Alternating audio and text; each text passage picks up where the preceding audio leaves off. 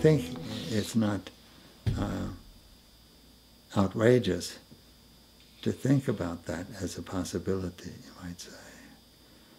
When I think, because of the period that I grew up in, you know, that I sometimes think back, I grew up in the 40s. I mean, that I was becoming a teenager in the 40s. And the world was at war at that time. And when you say world, it was about everything on the planet that was at war. And then, and it was an interesting period, I would say, to grow up in. I missed going to war. And almost all of my classmates missed going to war. Can you imagine that? I'm talking about people in the United States. I missed going to war because I entered a religious order and I didn't have to fight. But even at the time that I entered that time, and supposing I didn't do that, I still would not have gone to war because my classmates didn't go to war and they didn't enter religious life. But if they did, they didn't see action. I mean, that was the most, what shall I say, the luckiest of generations. And it was only a little sliver of people at that time, because then there was the next war and the next war and so forth. And then after a while, with the dropping of the atom bomb, and because war was escalating, the dropping of the atom bomb, then there's reason to think that war had become obsolete. But preparation for war had not become obsolete. It's amazing that the human race does what it does. I mean, it can't go to the ultimate in destruction, but it can try to squeak up to it. And so, I don't know whether you watched that television show, The War. You know that? Have you seen that? You know about it, I guess. Yeah. Well, I thought that was something very special to watch, at least considering my generation. And I worked in New Orleans. That's my hometown. Much of the building of ships and so forth for the Second World War was done in New Orleans. I don't know whether you would know that, but New Orleans New York is, I don't know how things go now, the leading ports in the nation exactly, but New York was the major port in the country at the time. It was a major port for commercial travel and also a lot of military travel at the time that I was in my teens.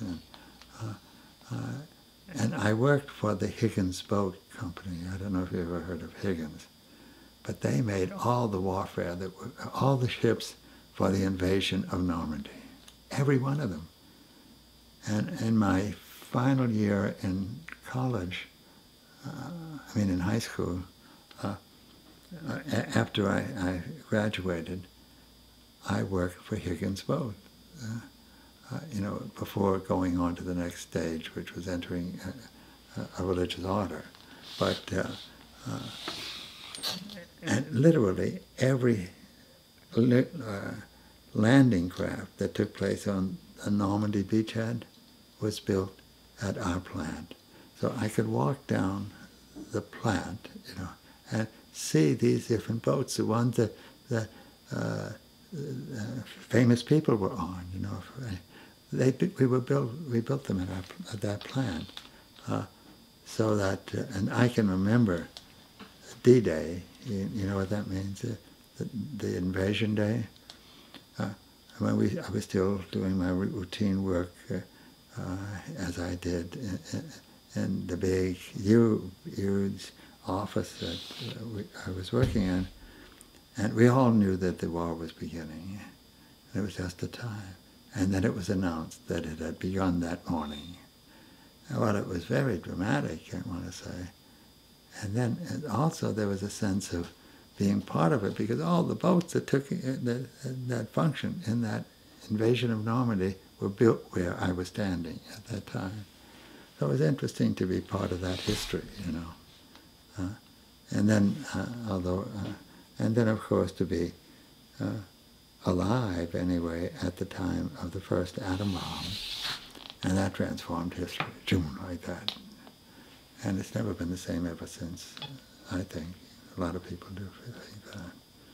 So that gives us a breather place to try to be more humanistic, I think, than we would be thinking otherwise. And still, if you see what's going on in the Middle East, they create problems of their own in the Middle East, I think. And I lived there for a year, probably told you that, in Jerusalem. And I loved every moment of it. And I feel sad about all the problems. But even when we were there, although it was quiet that whole year that my family and I lived there together, there was no war. Can you imagine that? In that part of the world, for 1 year, there was no war. And I got to know Islam very well, because there was a powerful presence there. And it's really hard for us to get to know about Islam.